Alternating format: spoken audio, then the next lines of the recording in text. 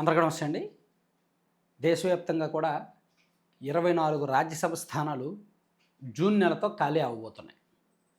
So, ఈ రాజ్యసభ స్థానాలు ఖాళీ అయిన రాజ్యసభ స్థానాల ఎన్నికలను జూన్ 18వ తేదీన నిర్వహించాలని ఎన్నికల కమిషన్ నిర్ణయించి, ఈ మేరకు షెడ్యూల్ ప్రకటించిందనమాట.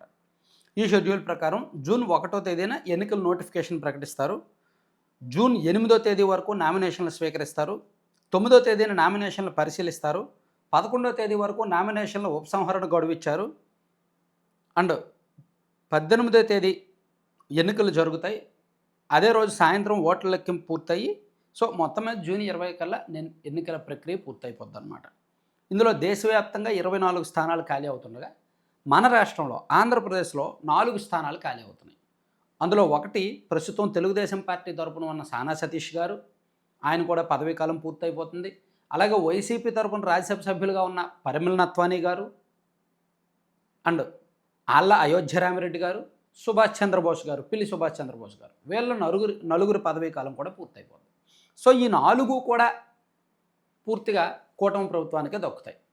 ఇప్పుడున్న ఎమ్మెల్యేల బలం ప్రకారం నామినేటెడ్ పదవులు ఎమ్మెల్యేల కోటాలో జరుగుతాయి కాబట్టి ఈ 4 కూడా కూటమి ప్రభుత్వానికే దక్కుతాయి ఎమ్మెల్యేల సంఖ్యాబలం ఆధారంగా. సో ఈ 4 స్థానాలకు ఎవరెవరు వెళ్తారు? ఇందులో ఖచ్చితంగా ఒక స్థానం బీజేపీకి కానీ జనసేనకు కానీ ఉంటుంది. నిజానికి కూటమి ప్రభుత్వం అధికారంలోకి వచ్చిన తర్వాత బీజేపీ ఎమ్మెల్యేల సంఖ్యాబలం చూసుకుంటూ వాళ్ళకి రాజ్యసభ ఇవ్వక్కర్లా. కానీ 2 సందర్భాల్లో 2 సార్లు రాజ్యసభ స్థానాలు కానీ అయినప్పుడు 2 సార్లు బీజేపీకి ఇచ్చారు. ఒకసారి పాకా సత్యనారాయణ గారు, ఇంకోసారేమో ఆర్ కృష్ణయ్య గారు, ఇద్దరు కూడా బీజేపీ తరపున నామినేట్ అయ్యారు. సో నిజానికి బీజేపీకి ఇక్కడ ఎమ్మెల్యేల సంఖ్యాపరంగా చూసుకుంటూ ఒక్క రాజ్యసభ కూడా ఇవ్వక్కర్లా. కానీ కేంద్రంలో వాళ్ళ అధికారంలో ఉన్నారు కాబట్టి, ఇక్కడ కూటమిలో భాగస్వామిగా ఉన్నారు కాబట్టి, పెద్దన్న పాత్ర పోషిస్తున్నారు కాబట్టి తప్పనిసరి పరిస్థితుల్లో బీజేపీకి ఒక రాజ్యసభ స్థానం ఇచ్చేయాలి. సో ఇప్పుడు ఖాళీ అవుతున్న 4లో కూడా ఒక రాజ్యసభ స్థానం బీజేపీ ఆశిస్తోంది. బీజేపీ లేదు జనసేనకే ఉండాలి, బీజేపీకి కాదు జనసేనకి ఇవ్వాలని చెప్పి జనసేన కూడా పట్టుబడుతోంది. టీడీపీ ఏంటంటే 4లో 3 మేము తీసుకుంటాం, 1 మీకు ఇస్తామని చెప్పి చెప్తోంది. ఆ ఒకటి మరి జనసేనకి ఇస్తారా బీజేపీకి ఇస్తారా అని తెలియాలి. 99% జనసేనకి ఇచ్చే అవకాశం ఉంది. ఒకవేళ జనసేనకే ఇస్తే కనుక లింగంనేని రమేష్ గారు పేరు ప్రముఖంగా వినిపిస్తోంది. ఆయన కాకపోతే మరి అనూహ్యంగా ఎవరి పేరైనా తెర మీదకి రావచ్చు. 99% లింగంనేని రమేష్ గారు ఒకవేళ జనసేనకి ఇస్తే, లేదు బీజేపీకి ఇస్తే మాత్రం ఏ కార్పొరేట్ శక్తికో ఇస్తారు. చూడండి పరిమళ నత్వానీ గారు, ఆయన వైసీపీ తరపున ఆంధ్రప్రదేశ్ తరపున అయినప్పటికీ ఆంధ్రప్రదేశ్ తరపున ఒక్క సమస్య మీద మాట్లాడింది లేదు. ఆయన పార్టీకి ఉపయోగపడలేదు, ఆ ప్రభుత్వానికి ఉపయోగపడలేదు, రాష్ట్రానికి ఉపయోగపడలేదు. మేబీ పర్సనల్గా జగన్మోహన్ రెడ్డి గారికి ఏమైనా ఉపయోగపడ్డారేమో, అది వాళ్ళిద్దరికే తెలియాలి. ఇక తెలుగుదేశం పార్టీకి ఉన్న 3 సభ్యుల్లో 3 పదవుల్లో సానా సతీష్ గారికి మళ్ళీ కంటిన్యూ చేసే అవకాశం ఉంది.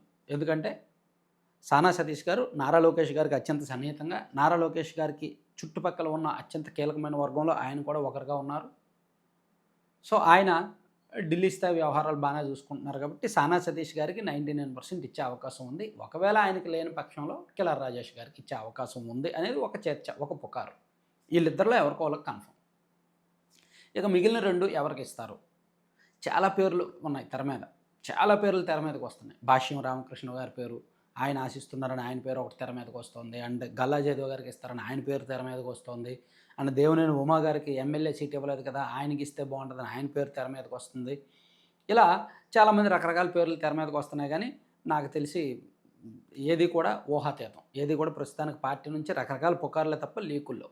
ఇక ఈయన యనమల రామకృష్ణ గారు కూడా ఆశిస్తున్నారు. గతంలో ఆయన ఎమ్మెల్సీగా ఉన్నారు, ఎమ్మెల్యేగా ఉన్నారు, మంత్రిగాను పనిచేశారు కాబట్టి ఆయనకు ఢిల్లీ స్థాయి వెళ్ళాలని, రాజ్యసభకు వెళ్ళాలనేది ఒక కోరిక ఉంది. సో ఆయన గవర్నర్ అయినా ఆశిస్తున్నారు, లేదా రాజ్యసభ అయినా ఇస్తారని ఆశిస్తున్నారు. సో బీసీ కోటలో ఆయనకి ఏమైనా ఇస్తారేమో చూడాలి. అలాగే ఎస్సీల్లో కూడా ఎస్సీ లేదా మైనారిటీలకు ఒకటి ఇచ్చే ఆలోచనలో కూడా ఉంది. గతంలో వర్లరామయ్య గారు 2 సార్లు బలం లేనప్పుడు పోటీ చేసి ఓడిపోయారు. బలం లేదని తెలిసినా, ఓడిపోతారని తెలిసినా వైసీపీ హయాంలో 2 సార్లు ఆయన పోటీ చేసి ఓడిపోయారు. సో మేబీ ఆయనకి ఏమైనా ఇస్తారేమో, ఇచ్చే అవకాశం ఉందేమో అని పరిశీలిస్తున్నారు.